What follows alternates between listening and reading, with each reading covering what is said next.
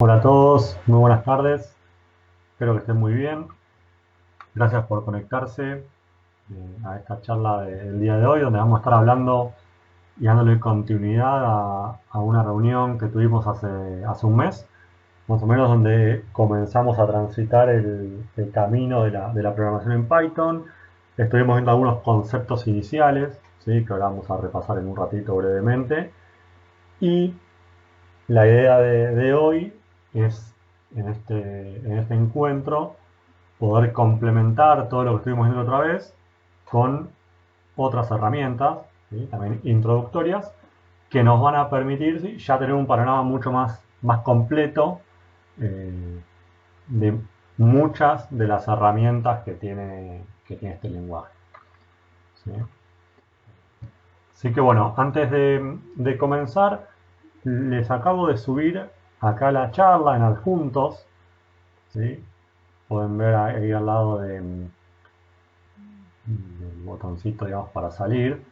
Tiene el contenido, y los que les mostré o los que les pasé es el PDF de la presentación, ¿sí? Y eh, el archivo .python, que es sobre el cual vamos a estar trabajando. Sí, la presentación no dice demasiado, digamos. La realidad es que lo más relevante, lo más importante es lo que llegamos a programar, o lo que esté en el archivito .py, ¿sí? Entonces, bueno, vamos a comenzar. Primero, digamos, comentarles que esta reunión, tal como la primera y muchas otras que ya hemos realizado, eh, están organizadas desde la Cátedra de Análisis Numérico, ¿sí? De la Facultad de Ciencias Económicas de la Universidad de Buenos Aires, y del Centro de Investigación Simbaje, perteneciente al Instituto IALCOM, ¿sí? Para quienes no me conocen, mi nombre es Martín Conocchiari, yo soy profesor de análisis numérico en la facultad, e investigador del centro en todo lo relacionado con ingeniería financiera, ¿sí? Así que bueno, vamos a comenzar. Cualquier duda, consulta que les puede ir surgiendo, se pueden desmutear, me preguntan sin ningún tipo de inconveniente. ¿Bien? Entonces, desde el Simbaje se arman un montón de jornadas o de cursos, de charlas sobre distintas temáticas. Si ustedes quieren estar al tanto de todo lo que vamos organizando, bueno, ahí tienen el sitio web del centro, en la página de la facultad, el Instagram y el Twitter, ¿sí? En las redes sociales. Eso respecto al centro. Y respecto a Python, bueno, dos sitios que les pueden ser de utilidad, que es el sitio web oficial del software, y una comunidad muy grande de Python en Argentina que existe. Y después, bueno, hay muchos otros sitios como GitHub, Stack Overflow y demás, que también son sitios, digamos, muy utilizados. Bien, entonces, hoy, ¿qué vamos a estar viendo? Vamos a comentar algunas cuestiones preliminares para aquellos que no hayan asistido a la clase previa, ¿sí? A la primera clase, y también se estén iniciando en este mundo, para que no estén tan perdidos. Un poquito de bibliografía sugerida y rememorar qué es lo que vimos en la parte uno, ¿sí? En la primera charla, y qué es lo que tenemos pensado dar hoy, ¿sí? O qué es lo que vamos a ver hoy. Entonces, hoy tenemos un calendario o un programa bastante intenso con muchos temas distintos a los que vimos inicialmente, ¿sí? Pero que se complementan y que permiten tener una base sólida de muchas de las tantas cosas que se pueden hacer con él. Bien, entonces, primero, ¿por qué elegimos Python? Bueno, básicamente porque es un lenguaje de alto nivel, ¿sí? En el sentido de que se parece más al lenguaje de un humano que al lenguaje binario que tiene una computadora, ¿sí? Entonces eso me permite que la escritura del lenguaje sea más amigable, más accesible para todas aquellas personas que no necesariamente son expertos o vengan del área de sistemas, ¿sí? Digo, acá estamos pensando en alguien que estudia alguna carrera de ciencias económicas, que tiene ciertas necesidades, y bueno, esta herramienta se las puede brindar, ¿sí? También otra de las características que lo hacen tan popular es que es de distribución gratuita, ¿sí? O sea, yo me lo descargo y lo puedo utilizar y no tengo que pagar ninguna licencia. ¿Bien? Y existe una comunidad muy grande, eh, digamos, en todo el mundo, que se ayuda, ¿no? En distintas problemáticas relacionadas o que uno se puede plantear.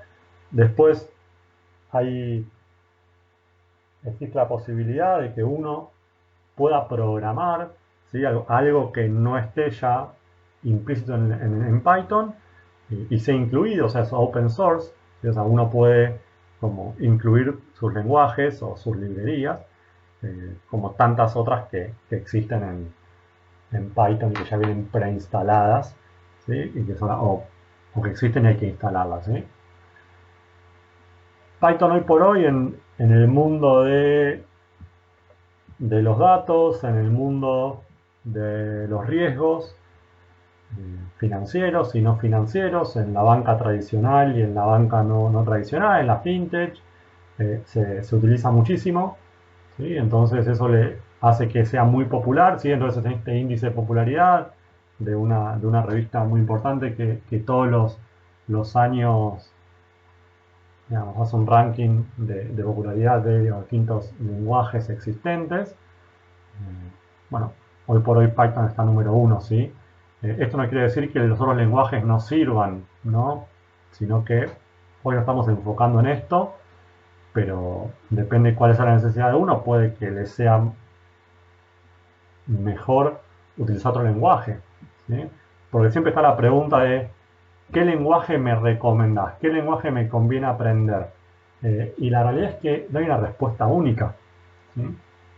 Porque la respuesta es depende, ¿sí? Si uno trabaja en un entorno donde todas las personas a su alrededor programan en R, ¿sí? Y uno se manda a aprender Python, y a ver, inicialmente van a estar hablando idiomas distintos, ¿sí? Por más cuestiones similares que puedan llegar a tener en un punto, va a estar hablando idiomas distintos. Entonces, si todas las personas que te rodean hablan un idioma y tratas de aprender ese idioma, ¿sí? A ver, si vos no hablas con nadie alrededor y solamente tenés curiosidad, bueno, digo, Python es un muy buen lenguaje para eso, ¿sí? Si quieres aprender desde cero cuestiones relacionadas con datos, cuestiones relacionadas con inteligencia artificial, machine learning, ¿sí? Modelos de riesgo, la verdad es que es muy interesante y tiene un amplio abanico y cosas que ya vienen prearmadas que están muy buenas. Bien, eh, digamos, esta charla está pensada para el público en general, pero en particular eh, como, como docente de la cátedra de análisis numérico, estamos orientados a los actuarios y consideramos que este lenguaje, digamos, es realmente útil y acá traje solamente, digamos, dos, dos prints de algunas publicaciones de la Society of Actuaries o de la Casualty Actuary Society, donde plantean, digamos, distintos workshops o por qué es importante que le empecemos a prestar atención como actuarios o futuros actuarios a este lenguaje, ¿sí? Entonces, en el mercado se utiliza, ¿sí? Cuando hablo del mercado puedo hablar en la academia, puedo hablar en el ámbito profesional, ¿sí? En muchos ámbitos se utiliza y está muy bueno. Y lo que es el mercado, digamos, acá hay como dos eh, búsquedas laborales, ¿sí? Generales, pero lo que quería marcarles es esto, que dentro de todo lo que piden, independientemente de si estamos hablando de seguros o estamos hablando de riesgos financieros, eh, es deseable contar con algún tipo de idea, de noción en lo que es programación, ¿sí? Ahí les marqué, les subrayé que lo que piden es Python, también piden SQL, pueden pedir R, pueden pedir VBA, digamos, distintos lenguajes, pero Python es uno de ellos, ¿sí? Entonces, por eso es que consideramos que es relevante. Y lo mismo es que dentro de el programa de la materia de análisis numérico, eh, independientemente del curso en el que ustedes estén anotados, eh, vemos aplicaciones, ¿sí? De la materia en algún lenguaje de programación, ¿sí? Ya sea en R, ya sea en Python, ¿sí? Como para que ustedes se vayan metiendo en este mundo, ¿sí? Pero obviamente como muchas veces no nos da el tiempo para en la cursada un curso de introducción al lenguaje, sino que arrancamos ya con aplicaciones y medio sobre la marcha. La idea es que ustedes vayan aprendiendo. eh, Estos cursos paralelos a la cursada normal vienen a suplir esa situación. Bien. Para hoy por hoy, a ver, existen o coexisten dos versiones de Python, ¿sí? Que es la versión 2 punto algo y 3 punto algo. Ya este año la versión 2 punto se elimina, va a dejar, o no es que se elimina, va a dejar de tener soporte. Y hoy por hoy ya se migró a la utilización de la versión 3 punto, hoy estamos en 3.8. Y tengamos en consideración, ¿sí? Que cuando instalemos esto, que yo les voy a mostrar rápidamente cómo se hace, eh, si instalamos la versión 2 y queremos programar y después queremos mirar a la versión 3, tiene diferencias, ¿sí? Algunas más sutiles, otras menos sutiles respecto de cómo es la escritura, la sintaxis y la lógica implícita. Bien, entonces, por eso yo les recomiendo, si vamos a empezar ahora, empecemos por lo que se utiliza, que es la versión 3.8. ¿Sí?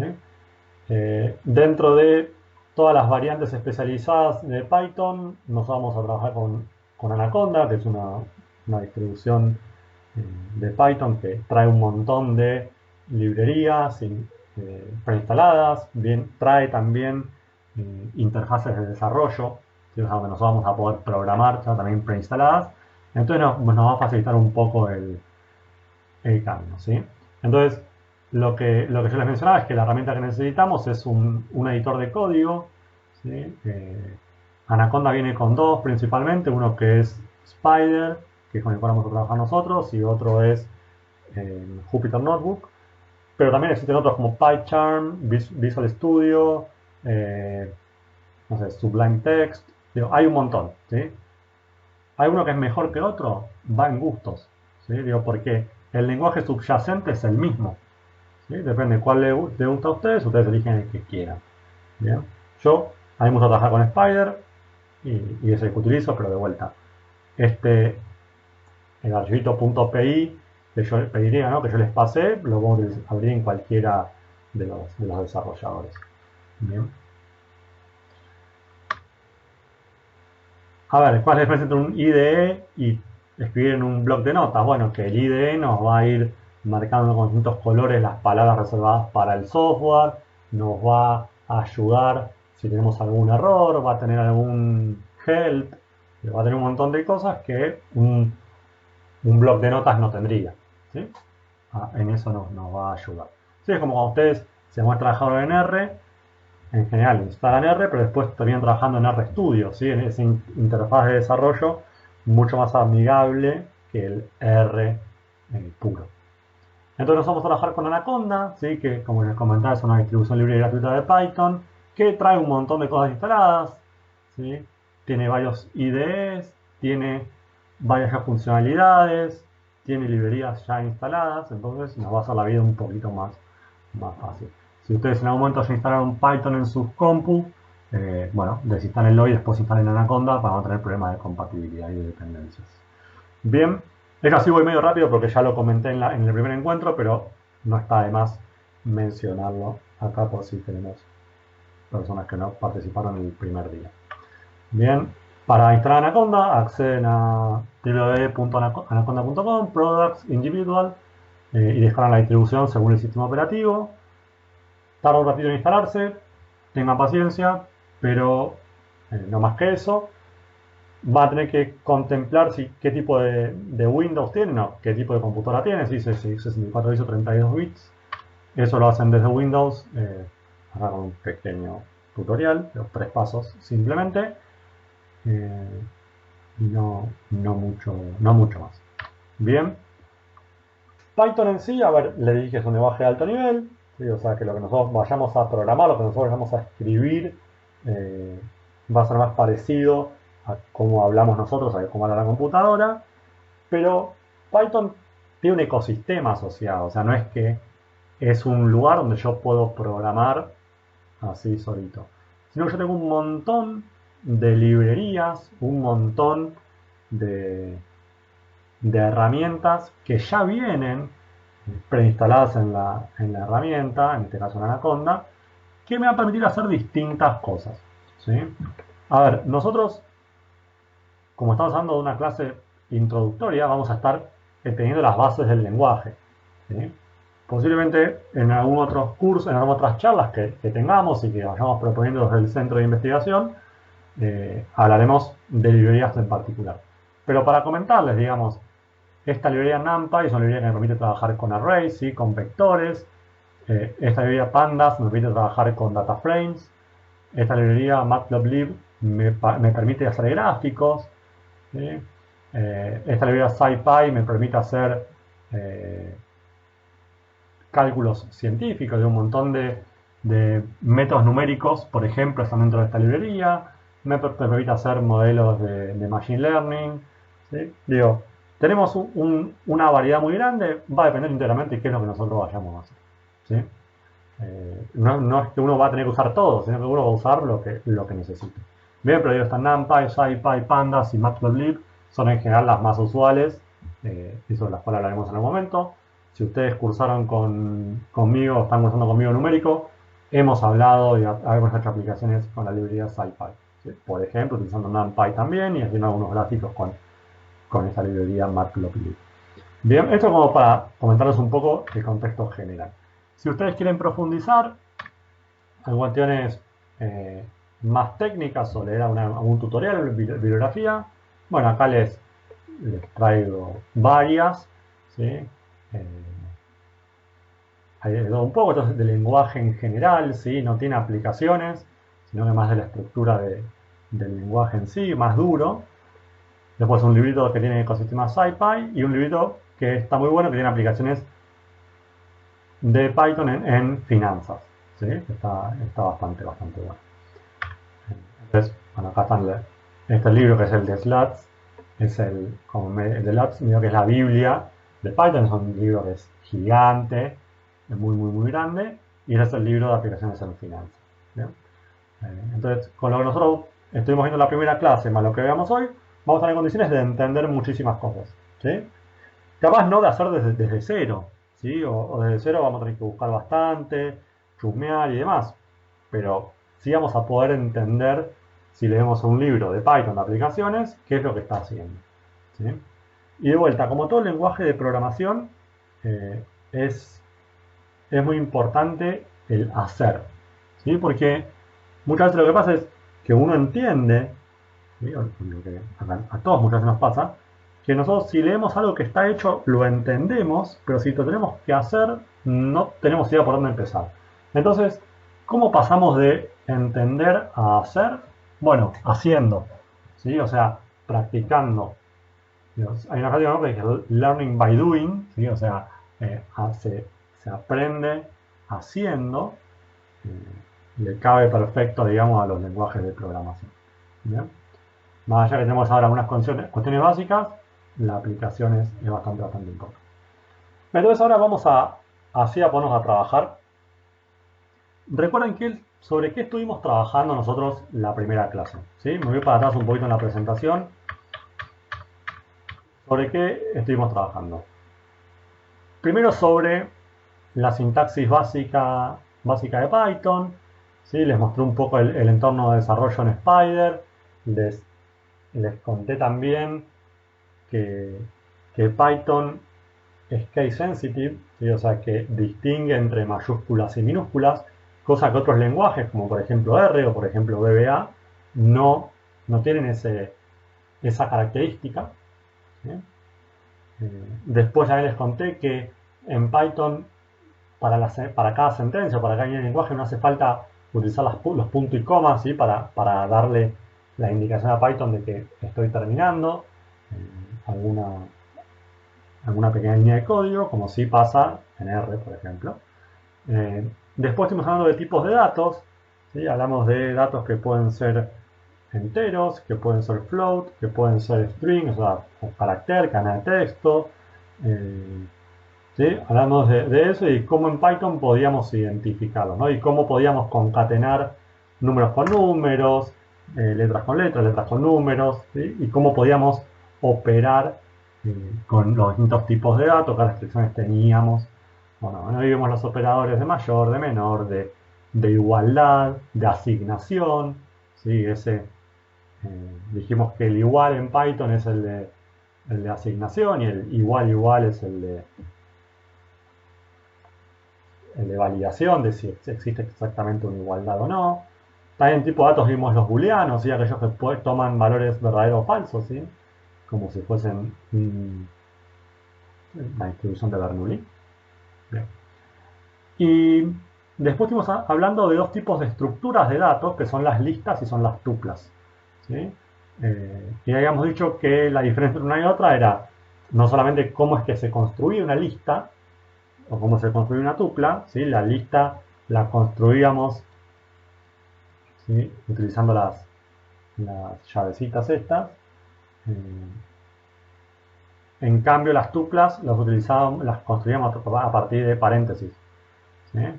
Perdón, con corchete, no con llave, ¿no? Eh, Paréntesis para las tuplas, corchetes para las listas. Y la diferencia era básicamente que la lista era un elemento mutable, o sea que yo lo podía cambiar, podía reasignar valores que estaban dentro de las listas, en cambio las tuplas no. Las tuplas, yo no, si yo defino una tupla en un momento determinado, bueno, no puedo después querer agregar elementos o querer modificarlos adentro. ¿Sí? Yo puedo eliminar una tupla y crear otra, pero la que está creada no la puedo modificar. ¿Sí?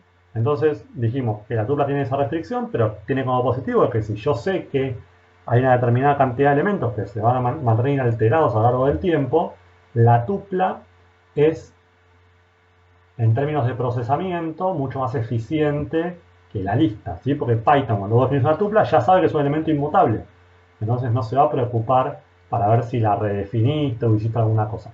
¿Bien? Cosa que con la lista sí pasa. Y después vimos varios métodos con las listas de cómo podíamos hacer un extend, un append, ¿sí? Y distintos métodos que le aplican. Bien, eso así en términos generales lo que estuvimos viendo la otra vez. Hoy vamos a hablar de otras estructuras de datos, como son los diccionarios, vamos a hablar de los condicionales, ¿sí? Y estructuras de control y de funciones. ¿Sí? Ya estos últimos tres son como, ya nos estamos metiendo en cuestiones un poquito más complejas, si quieren, que son comunes a todos los lenguajes de programación. Bien, acá no estamos, pero tienen sus particularidades en Python. Bien, así que vamos a meternos en ese mundo. ¿Ok? Entonces, acá tengo mi, mi interfaz de desarrollo. ¿Sí? En esta parte, digamos, acá a la izquierda, donde estoy marcando, es donde yo voy a escribir, ¿sí? El programa, o voy a escribir algún texto, algún tipo de comentario. ¿Sí?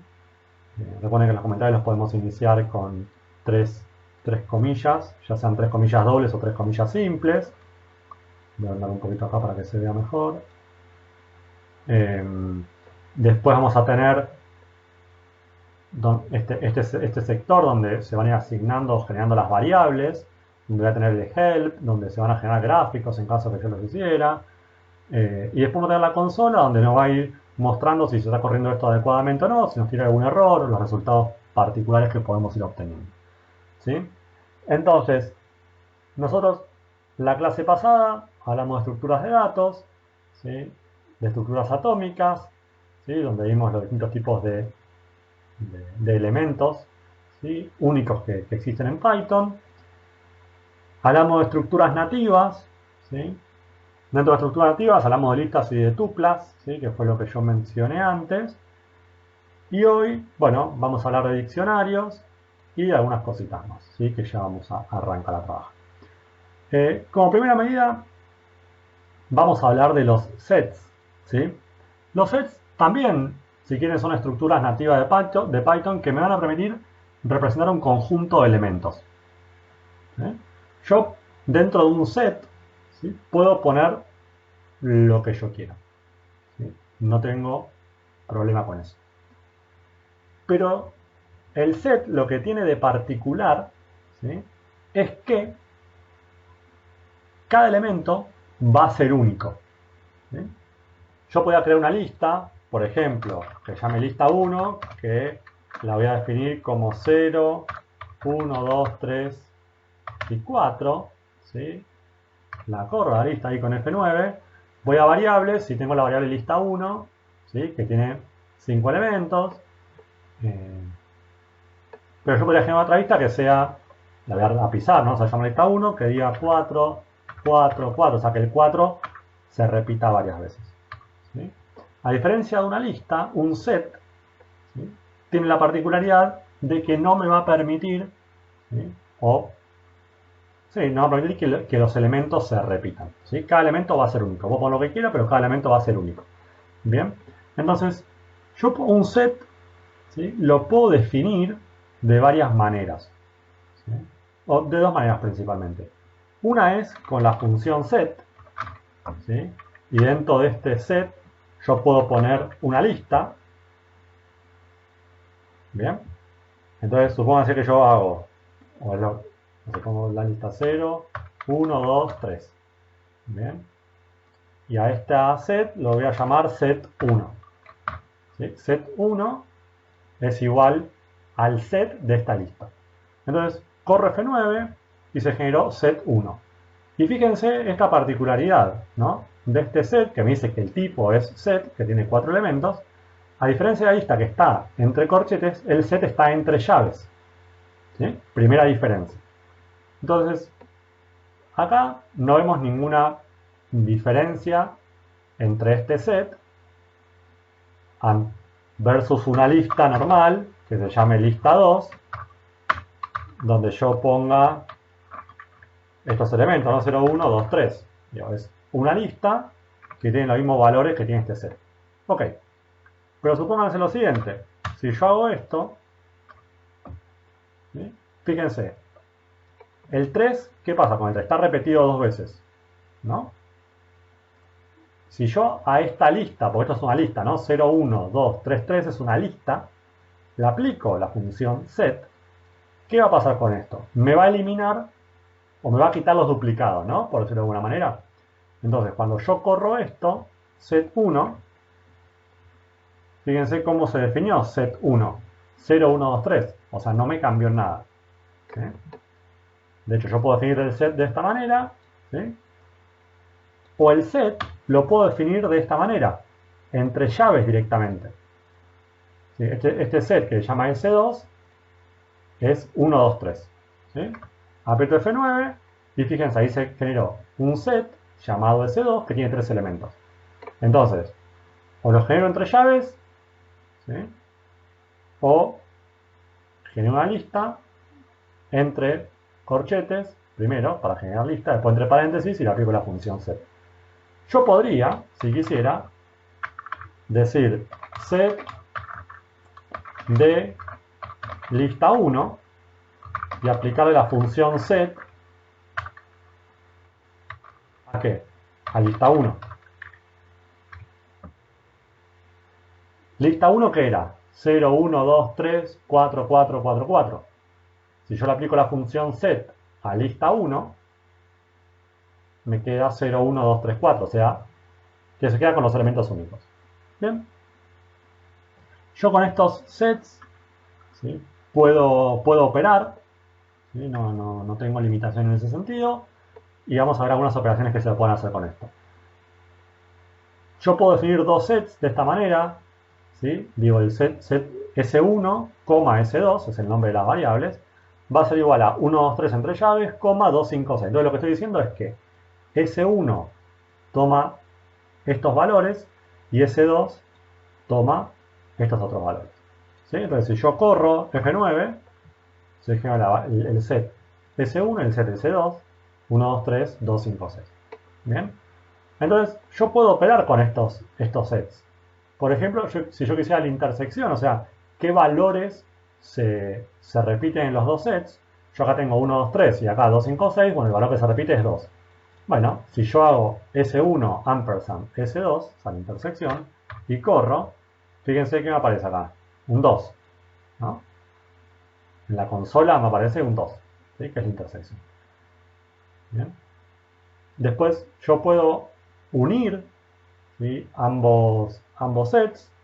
Si yo uno S1 con S2, tengo 1, 2, 3, 2, 5, 6, me voy a unir todos los valores y me va a quitar los duplicados. Entonces, ¿qué debería aparecer? Bueno, 1, 2, 3, 5, 6. Bien. Bueno, y tengo distintas funciones, distintos métodos o operaciones que puedo hacer con esto. Después también puedo chequear si S1 o si S2 está incluido en S1. ¿Sí? Entonces, y esto que me va a devolver un sí o un no, ¿no? Un booleano, un true or false. Entonces yo le pongo S1 mayor S2, chequea si S1 incluye a S2 y es false, ¿no? Porque S1 es 1, 2, 3 y S2 es 2, 5, 0, son cosas distintas. Después yo le puedo preguntarle si el elemento 1, ¿sí? Valor 1, el número 1, está incluido en S1. De vuelta, me va a volver true. ¿Por qué? Porque el 1 está en S1. Si yo le hubiese puesto, no sé, 5 in S1 y corro, me va a decir false. ¿Sí? O sea, no está incluido. Bien. Después yo puedo agregar elementos, ¿sí? O sea, puedo cambiar el tamaño o los elementos que lo componen. Si yo pongo S1, ¿sí? Que es el nombre de este set que es 1, 2, 3, punto add 4, o sea, le aplico este método que se llama add y le agrego el número 4 y lo corro, ¿qué va a pasar? Fíjense, S1 ahora es un set con 4 elementos, 1, 2, 3, 4. ¿Sí? Y si yo corro S1.remove, remove, ¿qué es? Es un método, ¿sí? Que me va a permitir eliminar, ¿sí? Un valor en particular. ¿Sí? Fíjense que este 2 no está haciendo referencia a que borre el segundo elemento, ¿sí? O la posición 2, sino que está haciendo referencia a que borrame el número 2. ¿Sí? Entonces fíjense que ahora el set quedó 1, 3, 4. ¿Sí? Y después tengo otro método que se llama pop, que va a eliminar y devolver un elemento. Y lo que va a hacer es eliminar el primer elemento del set. Fíjense, elimina el primer elemento del set y me lo devuelve. O sea, yo pongo S1 pop, ¿cuál es el primer elemento del set? 1. No, pues 1, 3, 4. Va a eliminar el primer elemento del set, o sea que va a definir ahora S1 como 3, 4 y me va a devolver ese valor 1. Si yo corro esto, fíjense, ¿qué pasó? S1 ahora es 3, 4 y me devolvió el valor numérico. ¿Sí? A ver, esto es porque me parece importante que tengamos en consideración otras alternativas. A veces que los necesitamos utilizarlos, a veces que no, que vamos a utilizar parcialmente algo. No. Depende enteramente de lo que nosotros querramos hacer. ¿Sí? De vuelta, la idea de esta charla es plantear las distintas alternativas que existen en el lenguaje y bueno, que después ustedes cuando tengan que aplicarlo vean cuál les conviene. ¿Sí? Supónganse que, por poner un ejemplo, yo tengo esta secuencia, ¿sí? Que es 3, 8, 4, 3, 2, 5, 2, 5, 6 y así sucesivamente. Acá tengo un montón de elementos. ¿Sí? A mí me puede interesar saber cuántos elementos tengo en total y cuántos elementos únicos tengo. ¿Sí? Entonces, eso lo puedo hacer. ¿Sí? Hay una función que se llama len. La función len lo que va a hacer es devolverme la cantidad de elementos, ¿sí? Que tiene, en este caso, esta lista. Si yo le pongo len y entre paréntesis secuencia, ¿qué me va a devolver? La cantidad de elementos que tiene secuencia. Bueno, primero tengo que definir la secuencia, pues acá no la... Fíjense, ¿no? Si yo hago len secuencia, lo corro, me tiene un error, me dice name, sequence is not defined. O sea, yo no definí secuencia antes. Entonces, vamos a definirlo. Esta lista, ¿sí? Secuencia es una lista con 26 elementos. Si yo pongo len secuencia, tengo 26 elementos. Y si yo quisiera saber la cantidad de elementos únicos que tengo, bueno, yo que voy a querer el len, pero ya no de secuencia, sino del set secuencia. ¿Sí? Entonces, con set secuencia lo que hago es quitar los duplicados, por decirlo de alguna manera, y con len set secuencia cuento la cantidad de elementos únicos que hay. ¿Sí? Son 10. Entonces yo acá puedo hacer un print que diga la secuencia anterior tiene tantos elementos y sin embargo no me quedó 100. Sin embargo, tiene len set secuencia de elementos, o sea, cantidad de elementos únicos. Corramos esto y fíjense lo que va a aparecer. La secuencia anterior tiene 26 elementos, sin embargo tiene 10 elementos únicos. Bien, así que, digamos, esto nos es de utilidad para esta situación, ¿no? Cuando queremos eliminar duplicados, cuando tenemos varias listas, queremos unirlas, pero quedarnos solamente con los elementos únicos, también podemos hacerlo. Bien, viene por ahí. Bien. Este es un tipo de estructura. Bien. Pero ahora vamos a una tercera estructura dentro de lo que habíamos definido como tuplas, listas, y la tercera que nos había quedado eran diccionarios. Bueno, los diccionarios también son recontraútiles, son distintos a las listas en las tuplas, ¿sí? Y los diccionarios se van a definir, ¿sí? Ahora vamos a definir igual que los sets, ¿sí? Entre llaves. Entonces recuerden que las tuplas las definimos entre paréntesis, las listas entre corchetes, ¿sí? Y los diccionarios entre llaves. ¿Sí? ¿Qué es un diccionario? ¿Sí? A ver, ustedes saben lo que es un diccionario físico, o sea, tienen una palabra, o sea, tienen todas las palabras que existan, ¿sí? Más o menos. Entonces, ¿qué tienen? La palabra y su definición. ¿Bien? O sea que tienen una llave, que es la palabra, y un valor, donde ese valor es la definición. Bueno, acá un diccionario es lo mismo, tiene la misma lógica. Dice que es una colección desordenada, mutable e indexada. ¿Sí? Ahora vamos a ver de qué se trata esto. De vuelta, los diccionarios se escriben con llaves y tienen las keys y values. ¿Bien? Por ejemplo, yo voy a definir un diccionario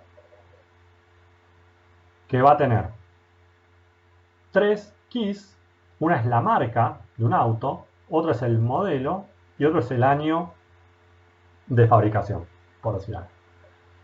Entonces, yo quiero tener como si fuesen, no sé, 2 columnas, donde la primera columna sea la key, o sea, la llave, la indexación, y la segunda columna sea la definición, o para que lo vayamos teniendo ahí medio esa idea. Entonces, yo voy a definir una variable que se llama thisdict, ¿sí? Este diccionario, definido en 3 llaves, donde voy a tener marca, la marca va a ser Ford, el modelo va a ser Mustang y el año es 1964. ¿Sí? Entonces, aprieto F9 y ¿qué pasó? Bueno, voy acá a variables y voy a ver que se generó un thisdict, ¿sí? Que es un tipo de diccionario. ¿Cuál es el tamaño? 3. Porque el tamaño va a considerar los pares de keys y values existentes. Si no es que tengo 6 elementos, tengo 3. Y fíjense cómo se definen, ¿no? O sea, siempre las keys entre comillas, los values dependiendo qué es lo que yo quiera poner, y la separación entre el key y el value es un 2 puntos. ¿Bien? Y la separación entre cada par es una coma. ¿Bien? Entonces, si yo cliqueo en thisdict, mismo thisdict tiene de key, año, marca y modelo, y el value es 1964, Ford y Mustang. ¿Sí? Está, depende, yo lo puedo ordenar, qué sé yo. Y me dice que modelo y marca es un string y que año es un entero. ¿Ok? Si yo quisiera que me apareciera acá en la consola, bueno, hago un print de thisdict y acá me aparece marca Ford, modelo Mustang, año 1964. ¿Sí? ¿Y esto por qué me puede servir? Bueno, por sí solo, no sé si tiene tanta funcionalidad. Pero bueno, cuando lo podamos aplicar, vamos a ver que esto combina con data frames, ¿sí? Que combina con manejo de datos. O sea, tiene un abanico bastante importante y está bastante bueno. ¿Sí? Ahora es un tema de definir y entender de qué se trata esto y cuál es la diferencia entre un diccionario, una tupla y una lista. Y cuándo voy a usar uno y cuándo voy a usar otro. ¿Sí? De la misma forma, a ver, ¿Se acuerdan que nosotros, tanto en lista como en tuplas, hacíamos lo que era el slicing, ¿no? O sea, podíamos ir a buscar algún elemento en particular. ¿Sí? Bueno, yo en los diccionarios también puedo acceder a un elemento en particular. ¿Sí? Supónganse que voy a... quiero acceder al modelo del auto. ¿Sí? Entonces voy a generar una variable que llame x y voy a decirle de la variable de thisdict, tráeme el valor asignado a la key modelo. Es una manera de definirlo. Otra manera es utilizando un método. El método get, ¿sí? De los diccionarios, el método get. Entonces le digo de thisdict, tráeme, ¿sí? El modelo. O sea, estoy haciendo lo mismo, pero yo creo que de esta manera se entiende mucho más. ¿Por qué? Y porque estoy entendiendo que el get es como tráeme, o sea, lo puedo leer y lo puedo entender. Acá, y no sé, digo, lo corro y lo veo, pero en lo que es la lectura no es tan claro. Y yo corro acá, la variable x es Mustang, ¿sí? Es, por lo que me devuelve esto es el value del key que estoy asignando. ¿Sí? X es Mustang, que es un string, y si lo hago de otra manera, es lo mismo. ¿Sí? También lo que puedo hacer es cambiar algún valor del diccionario. ¿Sí? Entonces voy a reasignar al key año un nuevo valor que me reemplace 1964 por 2018. ¿Sí? Entonces digo thisdict, entre paréntesis año, igual 2018, corro esto, ¿y qué pasa ahora? Thisdict, fíjense que tiene como valor de año, 2018. ¿Sí? Por eso es que los diccionarios son, primero, desordenados, porque no tienen ninguna lógica de ordenado alfabéticamente o por tipo de dato. Es indexado porque tiene una llave, un key, en este caso marca, modelo y año. Y es mutable, por esto lo que vamos a hacer. Le cambié el valor a una de las key que estaban en este diccionario llamado thisdict. ¿Ok? Bueno, voy a seguir un poquito más. Esto lo vamos a obviar por ahora, porque todavía no vimos los if y demás. O se los comento ya para que lo tengan en consideración. Lo que esto va a hacer es chequear si la key modelo en este diccionario existe. Si existe, me va a devolver una leyenda que va a decir, sí, modelo es una de las llaves del diccionario thisdict. Entonces, corremos esto y va a decir, sí, modelo está dentro de esto, bueno, me vas a dar este print. Entonces, le pongo F9. Entonces, bueno, como la key modelo existe, me devuelve esto. ¿Sí? Si en vez de ponerle modelo con minúscula, yo le hubiese puesto modelo con mayúscula, ¿sí? No me devuelve nada. ¿Por qué no me devuelve nada? Ahí porque un modelo está escrito con el mayúscula. Y yo que les dije que Python era un lenguaje que es case sensitive. O sea, es sensible a mayúsculas y minúsculas. ¿Ok? Bien. Como les mencioné antes, acá cuando nosotros definimos thisdict, nos dijo que el tamaño era 3. Si yo corriera la función len, y la función len me mide cantidad de elementos dentro de un determinado tipo de set de datos, de lo que fuese. Entonces le digo len thisdict y que me haga un print, o sea que me muestra acá en la consola el resultado. Corremos esto y me vuelve 3. De vuelta, 3 ¿por qué? Porque la cantidad de ítems son los pares de key value que tiene el diccionario. ¿Bien? También, ¿qué puedo hacer? Le puedo agregar una nueva key y valor al diccionario. ¿Se acuerdan cuando yo dije thisdict año igual 2018? Muté. O sea, le cambié un valor a una key ya existente. Yo acá podría agregar una nueva variable, una nueva key que se llame color y que tenga como valor el color del auto. ¿Sí? Corro eso y fíjense que la thisdict tiene 4 elementos: año, color, marca y modelo. ¿Sí? Bueno, yo podría, de vuelta, ir eliminando parcialmente elementos con la función pop, ¿sí? Y me voy eliminando de a uno, ¿sí? Los elementos. Yo podría eliminar ¿sí? Con la función del, directamente podría eliminar 100% el diccionario. Si yo hago del dictdict, elimino el diccionario. Si yo hago del dictdict modelo, ¿sí? Lo que va a hacer es eliminar la key modelo del diccionario.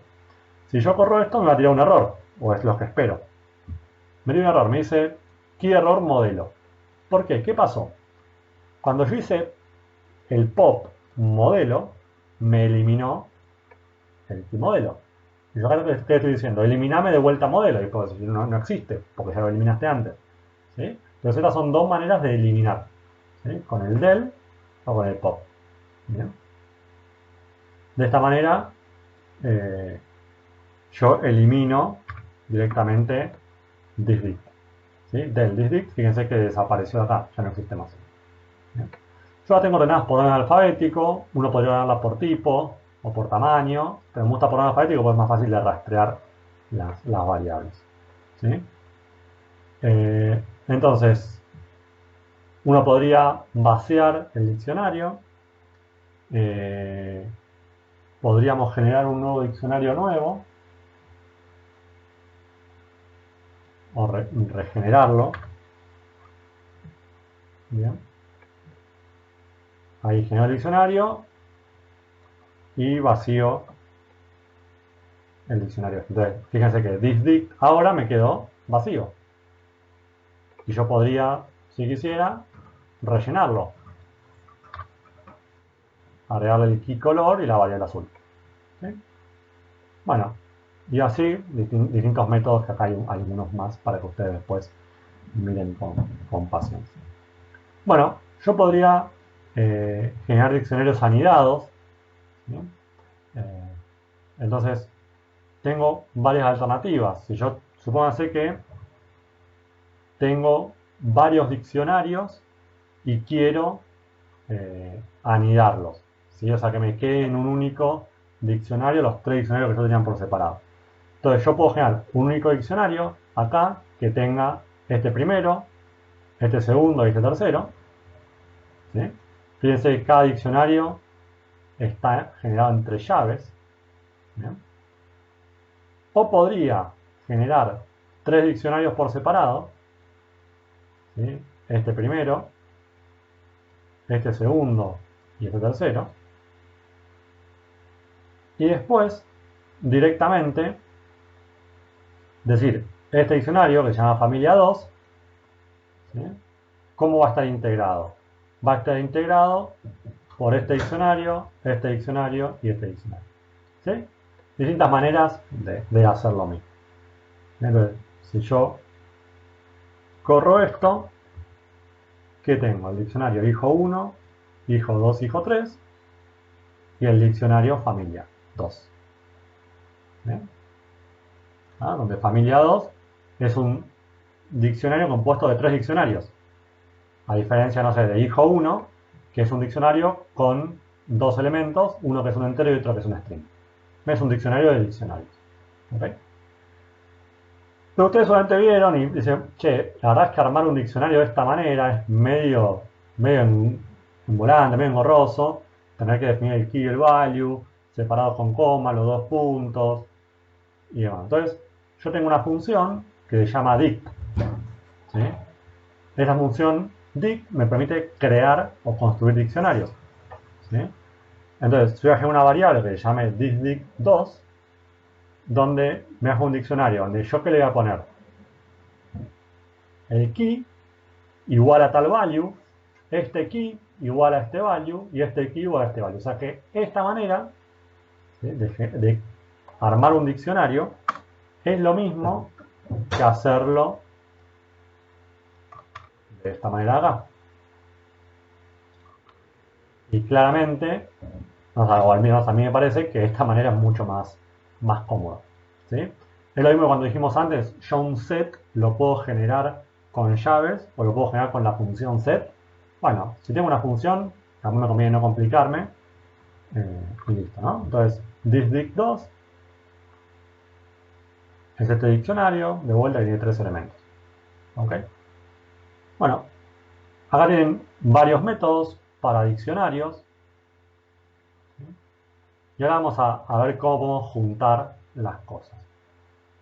¿Sí? Supónganse que yo genero una lista, ¿sí? Como para que lo vean un poco más, no tan artesanal, sino un poco más eh, complejizado de alguna manera. De la forma que cuando nosotros dijimos antes, bueno, yo tengo una lista, esa lista la transformo en un set. Bueno, yo acá tengo dos listas. Una lista de nombres y una lista de apellidos. Bien. Yo voy a crear un diccionario que tenga los nombres y apellidos de todas las personas que integren estas listas. Entonces, tengo la variable nombres, o la lista nombres mejor, que es Martín, José y Juan, y la lista apellidos, que es A, B y C. Bien. Entonces, yo ahora quiero un diccionario que tenga los nombres y los apellidos. Entonces, voy a generar un diccionario que se llama infalumnos, que lo voy a definir con las llavecitas. Lo podría haber hecho con la función dict, lo hice con llavecitas. Y voy a poner que el key nombre tenga como valores la lista nombres. Y al key apellido tenga como valores la lista apellidos. Entonces, si yo corro esto, fíjense que se generó el diccionario, acá está infalumnos, que tengo apellido, que es una lista, que tiene 3 elementos, y tiene el key nombre, donde los valores es una lista con 3 elementos. ¿Bien? Entonces, ¿yo qué voy a hacer ahora? Bueno, mira, voy a generar 3 listas con edad, promedio y carrera. ¿Sí? Las corro. Son 3 listas también. Entonces, ¿qué voy a hacer con esto? Infalumnos, edad igual edad. Le estoy diciendo que agregue al diccionario, ¿sí?, una key que se llame edad, donde el value sea edad. ¿Y edad qué es? Esta lista. Lo mismo con promedio y con carrera. ¿Bien? Entonces hago eso. Bueno, fíjense, lo hago por partes. Infalumnos, edad igual edad, corro, entonces tengo ahora la nueva lista, infalumnos, que ahora se le agregó edad. Antes no estaba, antes estaba nombre y apellido. Le agrego promedio, le agrego carrera y le pido que me lo muestre. ¿Sí? Como tenemos acá, apellido, carrera, edad, nombre y promedio. ¿Sí? Las 3 son listas con 3 elementos cada uno. ¿Ok? Digo, de esta manera podemos integrar diccionarios con listas, y no son cosas que van por separado. ¿Ok? Y por último, dentro de esta partecita, tenemos varias otras funciones también que son de bastante utilidad, que es la función zip. ¿Sí? La función zip me sirve para unir elementos por elementos de 2 secuencias en paralelo. Supóngase que nosotros tenemos 2 listas. ¿Sí? Ahí está 1, 2, 3 y ahí está 4, 5, 6. Estas son las X y estas son las Y. ¿Qué sé yo? Y yo quiero que me queden los pares ordenados. O sea, esta es la X y esta es la Y asociada. Esta es la X2, esta es la Y2. Esta es la X3, esta es la Y3. Entonces yo con la función zip, ¿sí?, ¿no?, genero eso. ¿Sí? Acá solamente lo está generando y no lo está asignando a nada. ¿Sí? Una variable, si yo le pongo la variable que se llama prueba y lo corro, ¿sí?, fíjense, la variable prueba, tenéis que estar por acá, ya tengo un montón de variables, es un zip object. ¿Sí?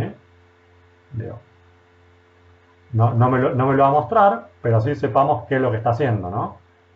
Y acá tengo una pequeña descripción de qué es lo que hace. ¿Sí? Pero básicamente lo que está haciendo es esto que les mostraba. ¿Sí? ¿Por qué? Porque lo único que está haciendo es uniendo, pero no me lo muestra. Si yo quiero que me lo muestre, ¿qué hago? Bueno, supóngase que tengo esta lista que se llama nombre, esta lista que se llama DNI, y yo quiero unir nombre y documento. Bueno, hago zip nombre DNI y después pongo la función list, ¿sí?, para que me lo liste. Entonces fíjense que ahora tengo Martín 1, 2, 3, o sea, el nombre y su documento, el nombre y su documento, el nombre y su documento. ¿Sí? Otras cuestiones, digamos, que me pueden servir para trabajar en el mundo Python. ¿Bien? Ok, hasta acá una primera aproximación con algunas estructuras de datos que nos habían quedado pendientes de la charla pasada. Ahora vamos a meternos en los condicionales. ¿Sí? Por las dudas, me meto acá, si hay alguna pregunta, ¿no? De vuelta, pueden preguntar con tranquilidad, siéntanse cómodos. Vamos a meterlo en el mundo de los condicionales, ¿sí? A ver, ¿qué es un condicional o para qué me va a servir un condicional? A los condicionales, como les comentaba, están en cualquier lenguaje de programación, en R, en Python, VBA, lo que ustedes quieran, ¿sí? Y hasta en lenguaje de consulta, y con SQL también tenemos condicionales. Lo que vamos a querer testear acá con los condicionales es básicamente si se cumple una condición, ¿sí? Y que haga algo si se cumple, ¿sí? Y si no se cumple que haga otra cosa, o que testee varias condiciones, qué sé yo. Entonces vamos por la primera, ¿sí? Que es lo más sencillo.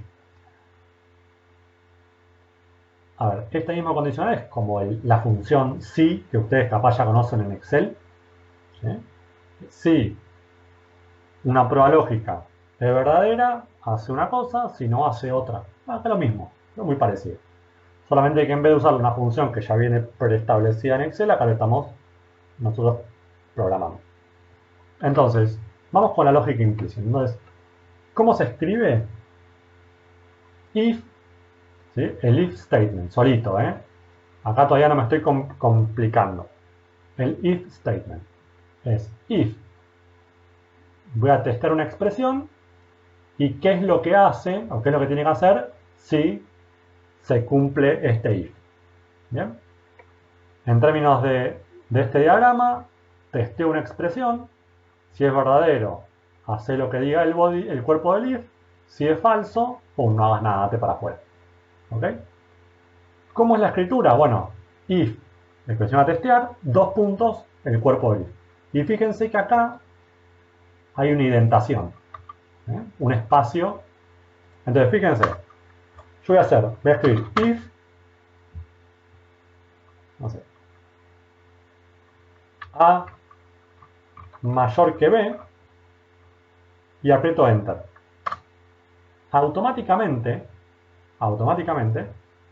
el IDE Spider me puso los dos puntos y la indentación. ¿Bien? Por eso es que los IDE están muy buenos, ¿sí? Porque me ayudan en esto. Porque si yo estoy en un bloc de notas, puede que me olvide los dos puntos, puede que me olvide la indentación, ¿sí? Entonces los IDE me ayudan en esta situación. Entonces, bueno, vamos a trabajar con este if. Muy sencillo. Genero dos variables, la variable A y la variable B. ¿Sí?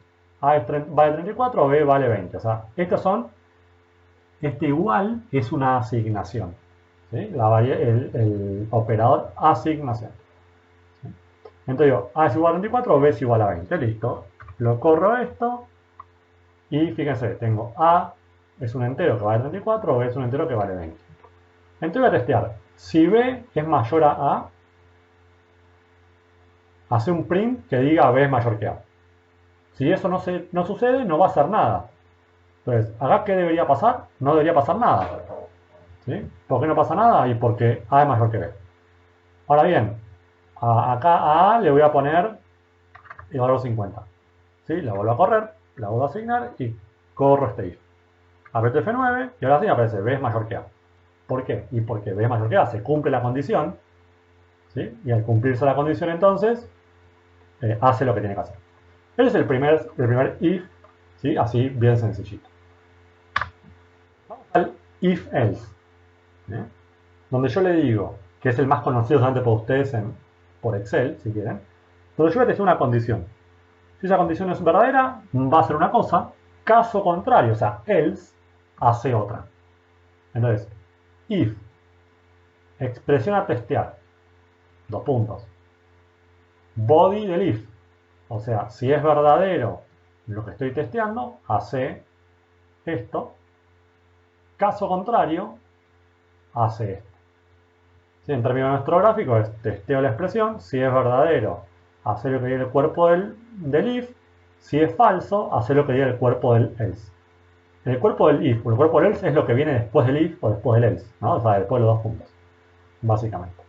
Entonces, siguiendo con nuestro ejemplo sencillo, digamos, donde yo tengo dos variables, le digo, bueno, Tengo la variable A y la variable B.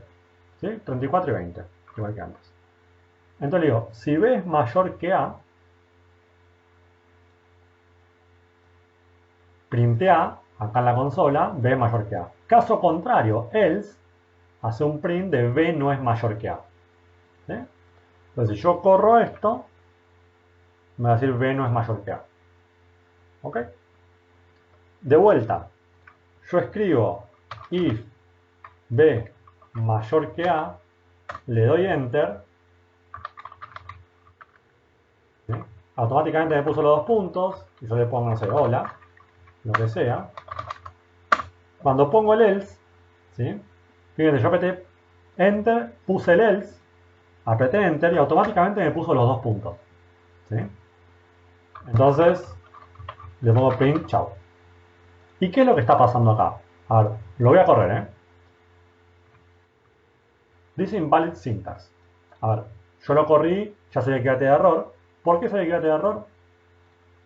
Supongo que ustedes no saben nada, digo, pero el IDE te está poniendo un puntito colorado acá. ¿Sí? Dice invalid syntax. No te dice cuál es el problema. ¿Sí? Pero bueno, te está marcando que hay un error. Acá el error es este, ¿no? Que no tengo la indentación. ¿Bien? Entonces, si yo ahora lo corro, me va a decir chao. ¿Sí? Entonces, el IDE de vuelta me pone los dos puntitos, a veces me pone la indentación, a veces que no, pero si no la pone, me va a decir, che, acá hay un error, hay algo raro. ¿Bien? Entonces, yo acá tengo que si B es mayor que A, me ponga B es mayor que A, y si A es mayor que B, me pone B no es mayor que A. ¿Sí? Pero a mí me gustaría un código que plantea la situación de si B es mayor que A, poneme B es mayor que A. Si B es mayor que A, poneme que B es mayor que A. Y si son iguales, poneme que son iguales. ¿Sí? Entonces, ahí tengo que agregarle como una otra condición adicional, ¿no? O sea, que testee varias condiciones. Acá estoy testeando únicamente una condición. Entonces vamos al el if-else statement. ¿Sí? Que es la forma más genial. Entonces, tengo un if, ¿sí? La validación, o sea, qué es lo que va a validar y qué es lo que va a hacer si se cumple. ¿Sí? Si esto no se cumple, ¿sí? Ahora hacer el primer chequeo. Si esto no se cumple, va a pasar al segundo, a este elif. ¿Cuál es la condición del elif? Y si se cumple, ¿qué va a hacer? Esto de acá. Y si no se cumple, sigue. Y si no se cumple, sigue. Y si no se cumple, sigue. Hasta llegar al n statement. Y si este n no se cumple, y por ende no hace esto, bueno, tengo una tercera, o una n más 1 alternativa, que es, bueno, si no se cumple nada del todo lo anterior, hace esto de acá. Hace lo que dice el else. O sea, si pasa esto, hace esto. Si pasa esto, hace esto. Si pasa esto, hace esto. Y si no pasa nada de lo anterior, que es ese else, hace esto de acá. ¿Bien? Que es un poco, a ver, esta es la estructura general, ¿sí?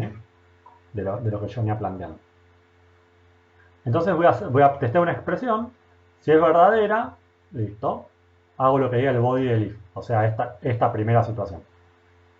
Si ese primer if es falso, voy a la expresión del elif. Del elif 1, del elif 2, el que fuese. En este caso, el if 1. Si el elif 1 es falso, voy al elif 2. Y así sucesivamente. Si el elif n es falso, voy al else. Pero si alguno de los elif es verdadero, hago lo que diga el body del elif. ¿Sí? ¿Está? No sé si se entiende. De vuelta, pregunten sin problema. Entonces, vamos con un ejemplo. De vuelta, con estos numeritos que veníamos trabajando, A, B y demás. ¿Sí? Tenemos A vale 20 y B vale 20. ¿Sí? Si yo lo hubiese puesto en este código de acá, en el primero, ¿qué me tendría que haber devuelto el código? B no es mayor que A. ¿Sí? B no es mayor que A. Ok, en este caso, a ver, B no es mayor que A, ¿sí? Sino que es igual a A. Pero bueno, acá yo no puse esa situación. Entonces, vamos acá. Si B es mayor que A, if B es mayor que A, hace esto. Pone B es mayor que A. El if. O sea, si no se cumple esto, va a venir acá. el if A es igual a B, fíjense que tengo el igual igual. ¿Por qué? Porque el igual solo es asignación, el igual igual es comparación. ¿Sí? A es igual a B, si esto es verdadero, pone print A es igual a B. Si esto no se cumplió y esto no se cumplió, entonces hace un print de A es mayor que B. ¿Bien? Corremos esto y acá que me debería aparecer A es igual a B. Bien, A es igual a B. ¿Ok?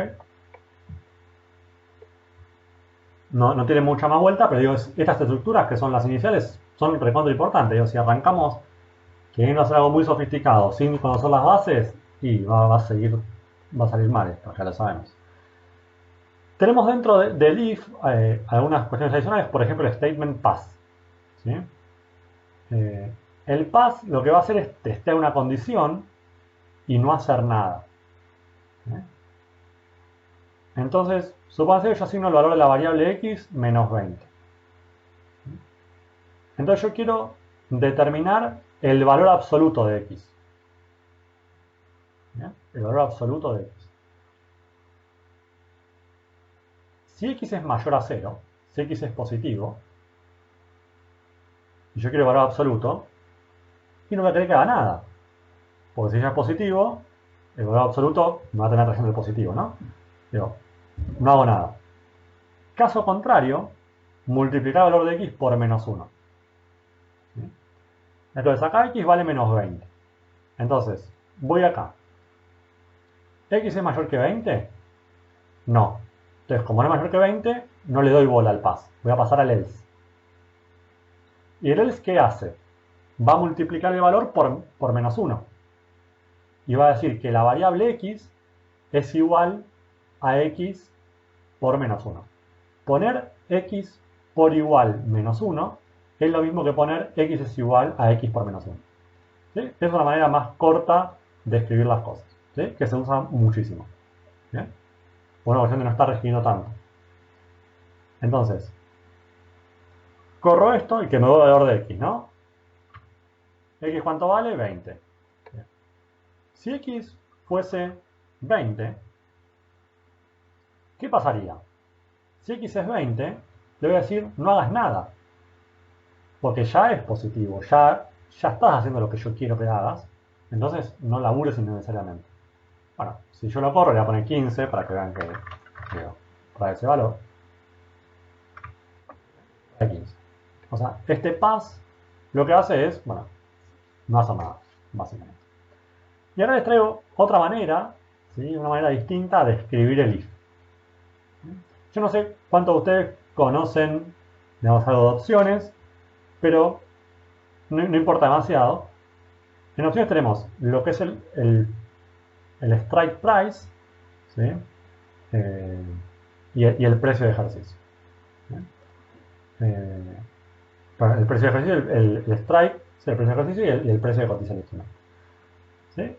Genero estas dos variables. Entonces, lo que yo voy a decir es que si strike es mayor que el precio, ¿sí? Si esta variable strike es mayor que esta, genera una nueva variable que se llama payoff, que sea igual a la diferencia de esas dos variables. ¿Sí? O sea, si strike es mayor a precio, hace la diferencia de las dos. Caso contrario, pone que el valor de la variable payoff es 0. ¿Bien? Quiero hacer una manera de hacerlo, que es como lo veníamos trabajando, ¿no? Generar una nueva variable, ¿no? Que sea la diferencia de las dos variables. Si se da esta situación, caso contrario, no. Entonces corro esto y se generó la variable acá que está dando vueltas, payoff, que vale 20. ¿Bien? Otra forma de escribir esto, más simplificado y mucho más lindo, que es lo siguiente. ¿Sí? Payoff es igual a strike menos price. Esta es la variable nueva que yo estoy generando. Si strike es mayor al precio. Caso contrario, pone el valor 0. O sea que esto, que lo teníamos en 4 líneas, lo escribimos en una. Y mucho más resumido. ¿Sí? ¿Una está mejor que la otra? No, o sea, las dos hacen lo mismo. Pero esta se entiende, o sea, ahora las dos se entienden, pero esta es más concreta. Se genera una variable que sea la diferencia de estas dos si esto es mayor que esto. Caso contrario, ponle 0. ¿Sí? Como para mostrarles dos alternativas de escribir un if.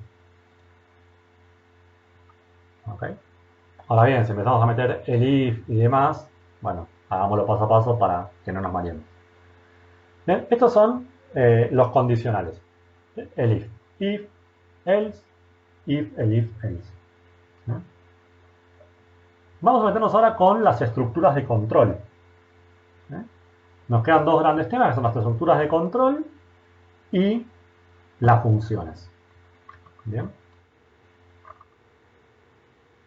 Entonces, las estructuras de control, ¿sí? Lo que nos van a permitir es básicamente controlar, ¿sí? un determinado proceso, ¿sí? Una determinada secuencia, una determinada iteración sobre algún tipo de estructura de datos. Ya sea una lista, una tupla, un diccionario, una cadena de texto, lo que sea. ¿Sí? Tenemos dos tipos de estructuras de control. ¿Sí? La primera es la estructura de control definida, que es el for. ¿Sí? El for lo que va a hacer es iterar sobre una secuencia. ¿Sí? Supónganse que yo generé una lista que se llama frutas. ¿Sí? ¿Y frutas qué es una lista? Bueno, yo le traje type frutas para que corroboremos eso. ¿Sí? ¿Qué voy a querer? Si fíjense que dice type frutas es una lista. ¿Sí? Yo qué voy a querer que haga esto. Voy a querer que para cada elemento de la lista frutas, perdón, que me imprima cada elemento de la variable frutas. O sea, que ingrese a esta lista, chequee el primer elemento y le hago un print. Vuelve a ingresar, chequee el segundo elemento, le hago un print y así sucesivamente. Bien. Entonces, utilizamos ese for, ¿no? El for que nos va a permitir iterar sobre esa secuencia. En este caso, sobre una lista. ¿Cómo es que se escribe el for? Bueno, for item. ¿Item qué es? Es la variable, que puede tener cualquier tipo de nombre. ¿Sí? For item, o sea, cada uno de los ítems que están adentro de una secuencia. Esa secuencia se llama, le vamos a poner el nombre ítems, donde ítems puede ser una lista, una tupla, lo que quieran. Esto acá tiene que tener el nombre sobre lo que ustedes quieran iterar. ¿Sí? Itera sobre el conjunto ítems. Y hace algo. También le puedo poner un else al final. ¿Sí? Entonces, para cada elemento en la secuencia, ¿sí? ¿Sí? Va a hacer algo. ¿Sí? Va a preguntarse, ¿estoy en el último elemento de la secuencia? Si la respuesta es no, bueno, va a seguir en el loop del for. Si la respuesta es sí, o sea que ya fue al último elemento, no va a hacer nada. Es decir, que en esta lista que se llama frutas, yo tengo el for x in frutas. X es el ítem. ¿En qué ítem? ¿En qué conjunto ítems? Frutas. Y que le hago un print de esta variable. Entonces, lo que va a hacer es iterar sobre frutas. Entonces va por manzana y hace el print. Y se pregunta, ¿es el último elemento? No. Volvé al loop. Va al próximo elemento, que se llama pera. Y listo. Imprime pera. ¿Es el último elemento? No. Vuelve al loop del for. El próximo elemento es naranja.